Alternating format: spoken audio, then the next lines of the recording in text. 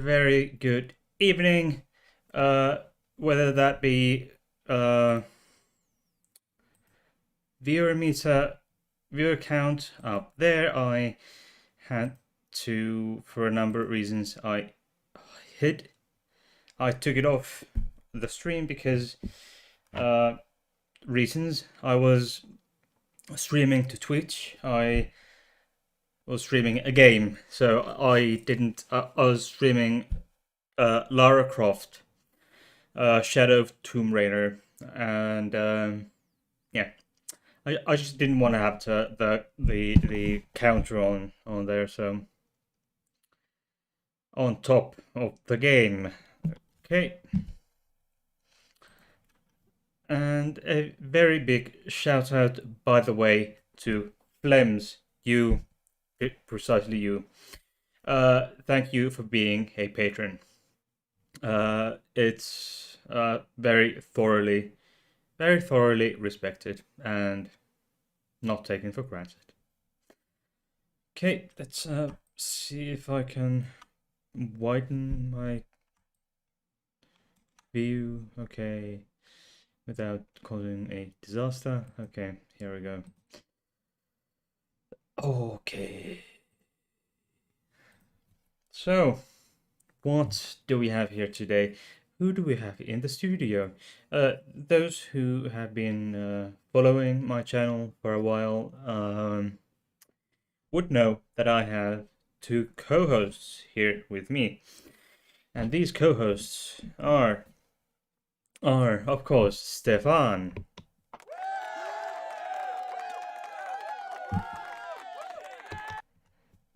And Bertil. Yeah. He's so cute and cuddly and okay. So that with that out of the way, please, if you haven't subscribed already, please do so right now and tickle the notification bell. And also give the video a like. And Flems says Bertil and emoji with hearts. He's yes. Anyway, by the way, it's curious that I think I'm surprised that my oops, out of focus. Yeah, I'm surprised that I've gotten so far with my channel. It's been over a year now. And let me tell you some things, okay, about things, okay? This is the 64th live show I've had. This is the 64th live show of Hades Corner, which is quite impressive, I think. And tomorrow will be the 65th. That will be the Transgender Day of Remembrance 2021. What T-Door is a day to commemorate those trans people and other gender diverse people who have lost their lives due to transphobia.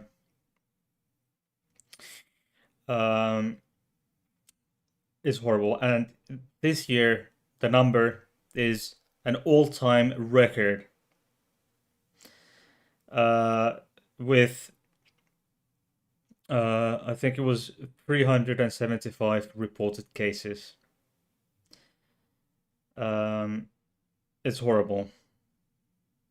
I won't go into that today too much, but it's there was a case of two gender diverse siblings being uh, murdered at the same time by their own mother. So that's what that's what transphobia looks like today. Yeah. Anyway, the queer history of Finland. Uh, those who do not know, and you should, if you didn't, shame on you. I'm from Finland. And also, Bertil is from Finland. He is a Moomin ancestor, and Moomins are a Finnish thing created by a Finnish artist, Tuve Jansson. I've made a video about her in the past in history with Heidi. Please go check that one out. And for those of you who do not know where Finland is, I will get. Actually, I could have done. What I could have done is that I could have just simply gotten a map ready for you, but you know.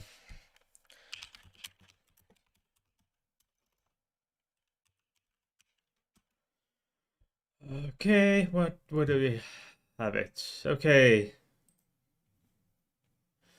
let's get that. Hmm. Okay, okay, okay, okay. I could have, of course, I could have done this much earlier.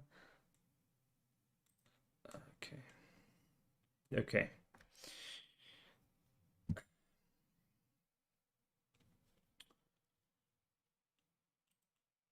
Okay, here we are. Okay. Okay, so Finland in the world. Okay, there. Okay. Uh,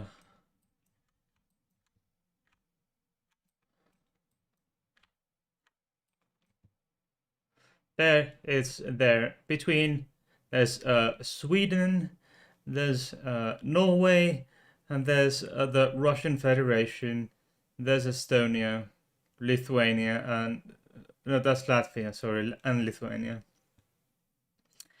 So that's where I live in Finland. Okay, let's get it back here. And okay, and then one of the most and I've one famous Finnish artist I've made a video about is Tom of Finland, Touko Laaksonen, and then Tuve Jansson, of course, and they've unfortunately both of them have already passed away. So let's get this started. So a bit of history. Finland has been a part of during its recorded history. Finland has been a part of three sovereign states. First, well, three countries, not sovereign nations, but countries. Sweden, and which was one point the Kalmar Union, but all, basically, but say the same thing. But Finland was a part of Sweden until since the late 13th century. So we are talking about 700 years, over 700 years ago, Finland became. There is evidence of Swedish establishment in the from the late 1200s onwards. By that point, in the 11 and 1200s, second and 13th centuries, the Catholic Church had had developed the idea that homosexuality is a sin and should be frowned upon. So from then on, from from 1300s onwards, we it was a sin, and then in 1353, there are records that it became uh, a crime in the eyes of the secular law. So that's where we go, how we go for the next almost the next 450 years.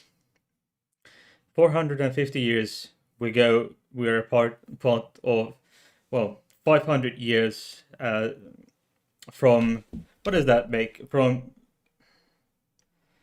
uh, that, yeah, a bit over 500, better part of 500 years. Finland was a part of Sweden up until 1809, when Finland became the part of the Russian Empire. At that point, from then on, Finland, the area was now that is Finland, kept the most of its the criminal code and many of the laws, and Swedish as the official language, the only official language under the Russian rule, because Finland was granted autonomy, and Finland became the Grand Duchy of Finland at that point.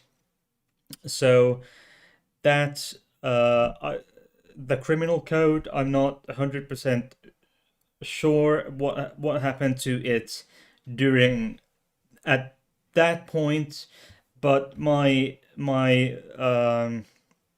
hunch, what I could gather, is still it was at some level, at some level, a crime or an offense of some kind. But in 1894, the Tsar and the Tsar's government imposed a new criminal code for the Grand Duchy of Finland. The it's and there is still the criminal code, rikoslaki. The criminal law is still with that name, but it's been, of course, updated significantly. Okay, and that was when in 1894, when the Finnish the Tsar basically imposed a new criminal code on Finland, the Grand Duchy, which was basically autonomous at that point. So it was just basically two states, basically two states, one entity, two systems, one country. Uh, so it was homosexuality was criminalized, uh, and it carried the maximum penalty of 2 years in prison, similar to the Victorian era British criminal code, which imposed a uh, maximum a sentence of 2 years.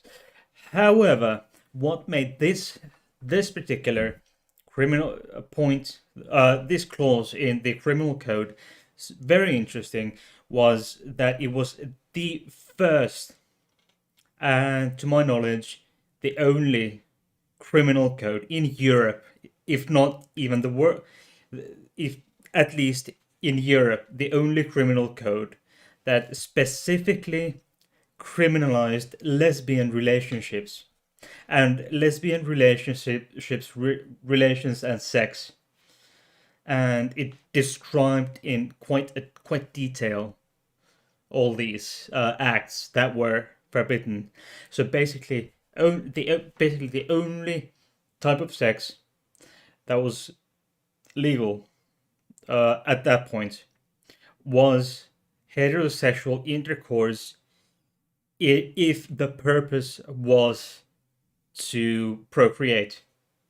Others were basically sodomy and could be you could get a spanking on it, but that's weird. And it was weird that it specifically banned also lesbian relations, which most or all other before or since the criminal codes never specifically mentioned banned or criminalized lesbian relations. That's pretty weird. Um, Homosexuality was in Finland. It was decriminalized in 1971, um, but there was a promotion clause. That would mean that promoting homosexuality uh, was well promoting homosexuality was a crime up until 1999, when the Finnish government gave a major overhaul to the criminal code, and I think they had a few touches on the constitution, but I'm not sure, and it's not. But that is not relevant here.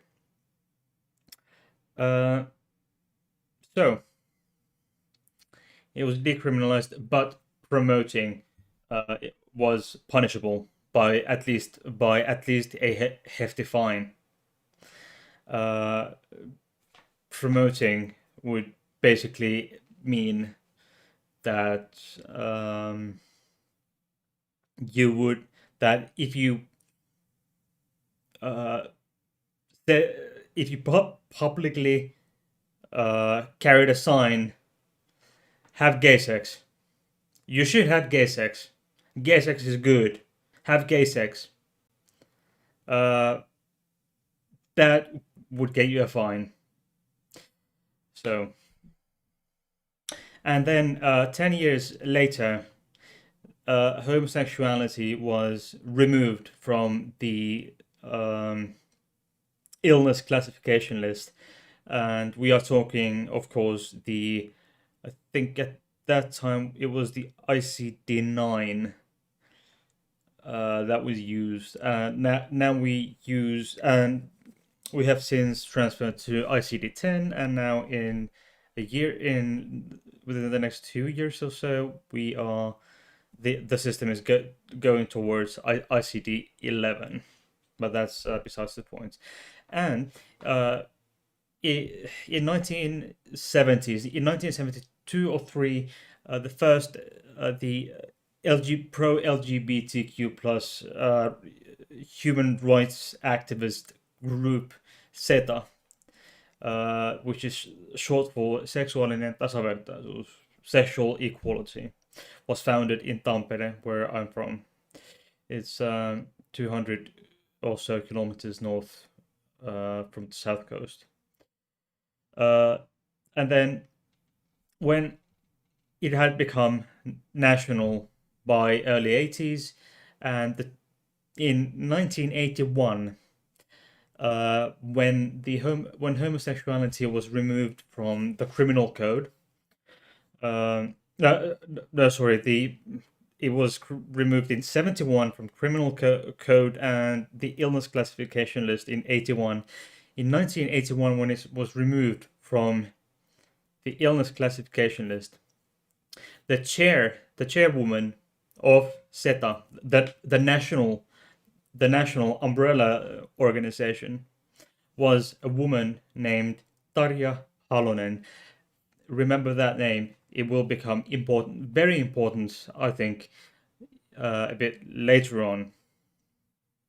Anyway, in 1995, the discrimination on the basis of sexual orientation was prohibited in the criminal code. In 1999, as I said, the prohibition of promotion of homosexuality was removed from the criminal code, And it was also, the criminal code was also revised so that, for example, that the age of consent, uh, the age of consent was different prior. For homosexuality, age of consent was 18, and for straight stuff, 16. But this was then removed, this age difference. So from then on, the age of consent for homosexual acts was also 16, like it had been for heterosexual stuff. The act of registered partnership was passed in 2001 in the parliament, in the Finnish parliament, and it gave at the time that legislation would give or gave in past tense, I guess, the same regulations for as the marriage act, which was only for uh, different sex couples, uh, but they couldn't take the spouse's name. They couldn't. They couldn't have a common surname. So I couldn't take my partner's name. Like a woman could take her husband's name, last name when they get married, or the man, or vice versa. But same-sex couples couldn't, and they weren't allowed to adopt. And it came into effect on March 1st of 2002, and on March 8th, first couples were married. This is important. Do you remember the name Tarja Halonen? Yes, I do too. She was the chair of SETA when the organization that was the driving force between behind the removal of homosexuality from illness classification was SETA, the LGBT human rights as people, uh, the human rights organization. She was the chair of that um organization when homosexuality was removed from the classification list of illnesses. When the act of registered partnerships came up, was passed in the parliament, and the president signed it into law. Guess who was the president who signed that law, that act into law? Yes, Tarja Halonen. And in 2003, the law on gender confirmation for transgender people comes into force. Who? Tarja Halonen. So, is the president signing the law? Yeah. So, coincidence? I don't know. Could be. Anyway, 2004, the Non-Discrimination Act comes into force, which is basically the same as the equality law legislation. Will come to that later, and it comes into force February 1st, and it prohibits direct and indirect discrimination and harassment based on age, ethnic or national origin, citizenship, language, religion, belief, opinion, health, disability, orientation, or any other grounds in connection to the person. And the following year, in June, the revised Act on Gender Equality comes into force in June '05. Uh, so basically, the Parliamentary Employment and Equality Committee says that under rulings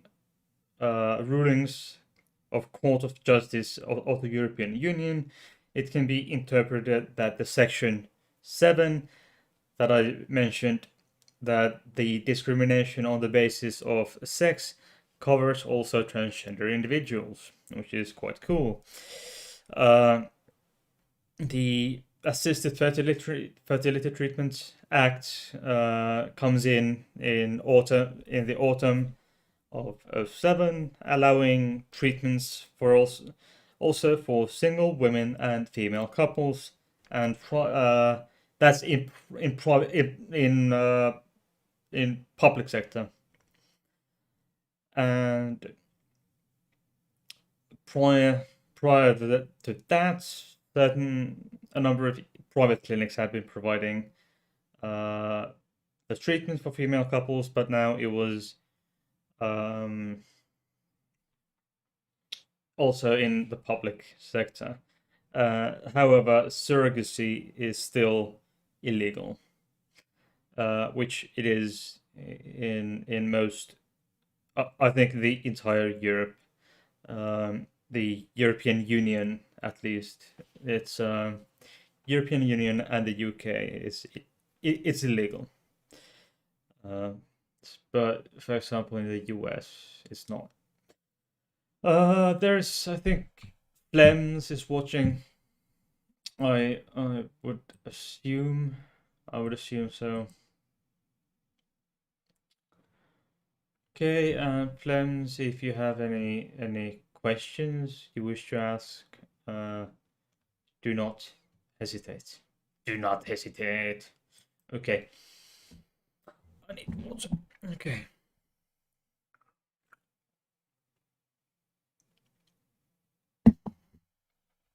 Anyway, the Registered Partnerships Act that uh, came into force as of March of 2002 was revised in 2009 with votes 109 to 28 out of 199. Flems think it's me, just me at the moment. Yeah. Flems says no, I am just listening. Okay. Uh, okay, you are just listening. I have the faint memory you're from Norway. Uh, what is what does the Norwegian history on this subject look at anything of the like Finland has? Uh, or whether if it's not Norway, then just the country of or your country of residence. You do not have to divulge. Okay, the revision of the Registered Partnerships Act from '09 uh, gave the other party of the gay couple the right to adopt his or her spouse's biological child hereby, and that's how um, both would be legal parents. And two things: the right to joint last name and external adoptions would remain at the time excluded partnerships. And in 2011, uh, the National Institute of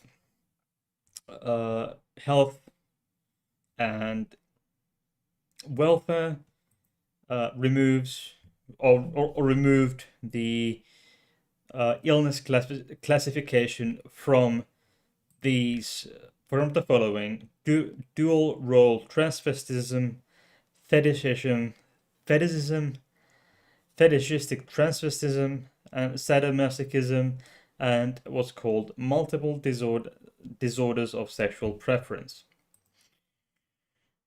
Yeah, uh, that's so basically up until 2011, uh, transvestites being a transvestite was an illness. Um, so it's weird. It's really, really, really weird. And there have been all kinds of public skite, really, coming from the conservative censor and the right wing parties. So, and Flem says, I do not know really. Okay, right. I need to get something done. Just a moment.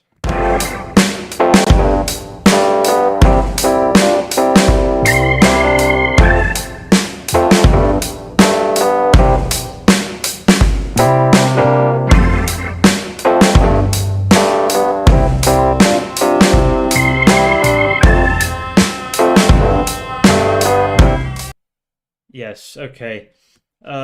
So, quite recent thing of gay history is that in 2012, Pekka Haavisto, a Finnish male politician, a member of Finnish Parliament, and and he is currently the minister of foreign affairs at the moment. Minister for foreign affairs since 2019. And he is openly gay. And he's of the Green Alliance party, and he became and he was nominated the Green League candidate for the Finnish presidential elections of 2012. So he then, well, he never became president. Okay, but it was a big thing that he was the first gay president candidate in Finland. And Tarja Halonen, who was the chair of SETA when homosexuality was removed from illness classification list, and then president when the um, pro transgender transition um, legislation came out, the registered partnership. Um, she was the president and signed them into law, and she was also the first female president of Finland, like ever. So that is, uh, yeah, it's that is in the nutshell the LGBTQ plus history of Finland. So, if you haven't done so, if I think Flems, I would hope Flems has done so already. But if you haven't subscribed already, please do and tickle the notification bell. Just yeah, and like subscribe and notification bell.